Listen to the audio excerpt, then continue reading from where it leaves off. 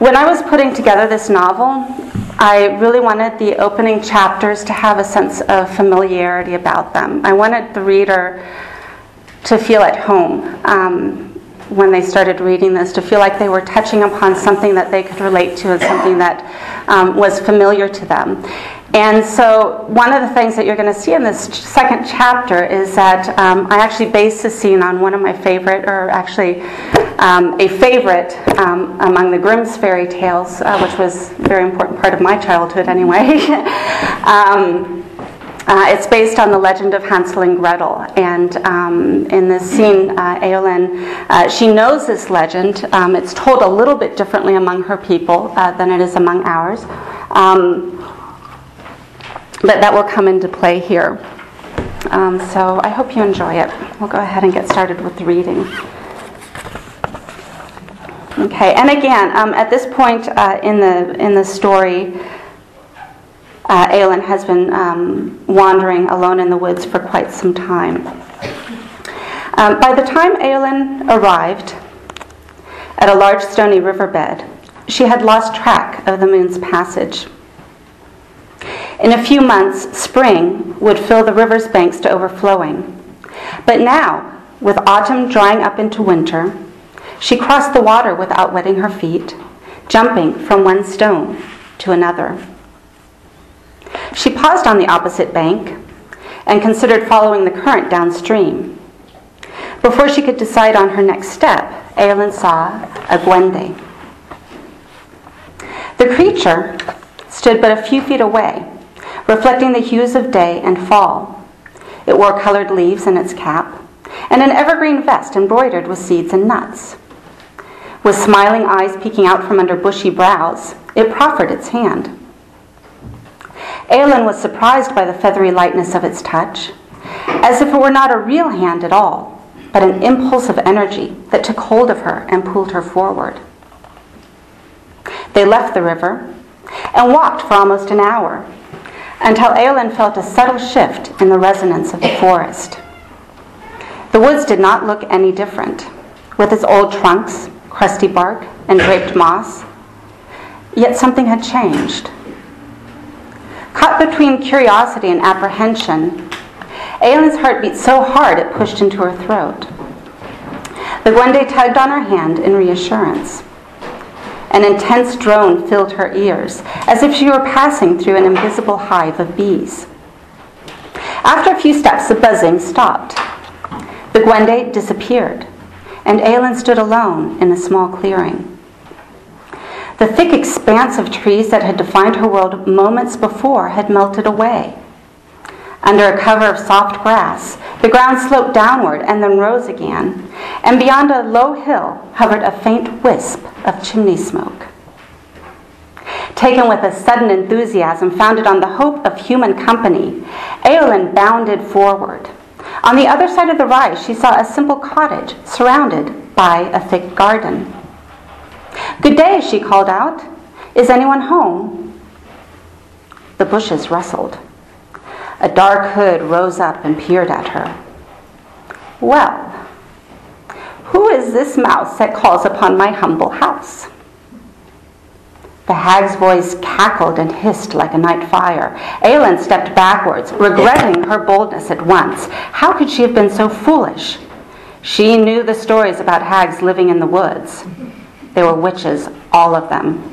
They turned children into bread and ate them for breakfast. Rising to her full and somewhat crooked height, the hag shuffled toward Eowyn. "Don't run away, my child." Eowyn had no intention of obeying, but her feet betrayed her and rooted into the ground like stubborn weeds. Locating a stump next to the girl, the old woman eased herself down. Several minutes passed in silence. "You are not much of a talker," she said at last. "All the better, I suppose. I've grown accustomed to an existence without chatter in this place.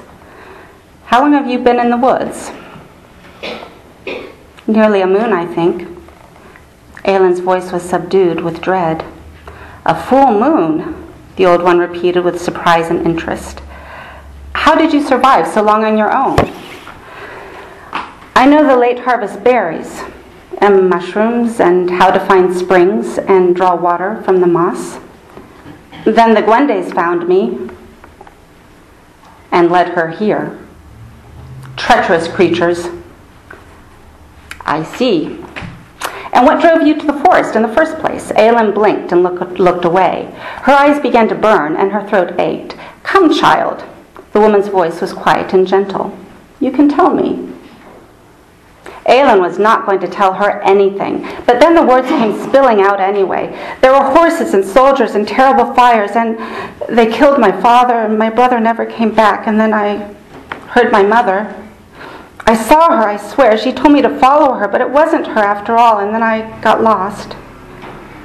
The hag folded her arms. You're a very courageous girl. How many summer solstices have you seen? Aelin shifted nervously on her feet. 9, perhaps? The blood drained from Aelin's face. Proof of witchcraft. How else could the old hag have guessed her age? Speak, child. A guest in my house must say what she thinks. Are you the witch who eats children? Aelin covered her mouth with both hands, shocked by her reckless tongue. The old lady's eyes sparkled in the shadow of her cloak, and she reached up to remove her hood. Aelin expected to see an ancient face twisted into a sharp, warty nose, unkempt hair splayed like straw, and inflamed eyes that would hex her on the spot. The truth proved oddly disappointing. The woman's features were soft, lined with the many years that had bent her body. Her thick gray hair lay braided in a neat coil at the nape of her neck. Her nose was an unremarkable peak over narrow lips. She watched Aelin with keen gray eyes. Well, that is not a question I get every day. Tell me, what did you say your name was? Aelin. Nice to meet you, Aelin. I am Jimena. Tell me, why do you think I'm a witch who eats children? Because you're an old woman and you live alone in the South Woods. That is rather damning evidence, she conceded. What else do you know about this child-eating witch? She lives in a house made of sweetbread, and the children come to eat it. That's how she fattens them up before she throws them into her great oven. I see. The woman nodded, her face a mask of careful reflection. Well, young Aelin, you can see my house. It does indeed bear the shade of honey-sweetened bread, now that I think about it. Why don't you try and take a bite? If the legend is true, you'll be able to eat it.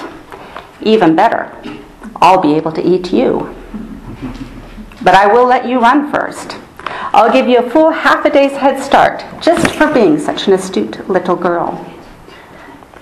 This proposition horrified Aelin, but she saw no other choice than to accept. Half a day was better than none. With half a day she might outrun the old hag, unless the hag could fly, as witches were supposed to do. Aelin approached the house and ran her hands over the cinnamon-colored shingles. With sudden determination, her hunger took over. Breaking off a splintery piece, she bit down. Pain shot through her teeth. Wood scraped her tongue. Her stomach growled, and disappointment set in.